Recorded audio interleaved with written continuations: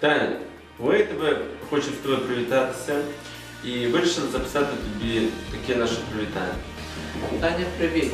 Я хочу тобі сказати, що дуже тебе не вистачає на цих сесіях, лекціях, бо на 1% менше є дискусій без тебе. Привітання нашим воюні здаються. Це про тебе.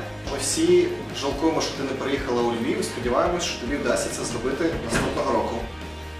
Міша, привіт. Більше сонячних днів, спокійного моря і радості в житті. Я тебе вітаю. Дань, привіт!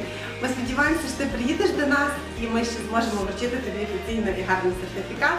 А поки велике тобі вітання від Оку і від всіх нас. І від нашої інституту. Па-па!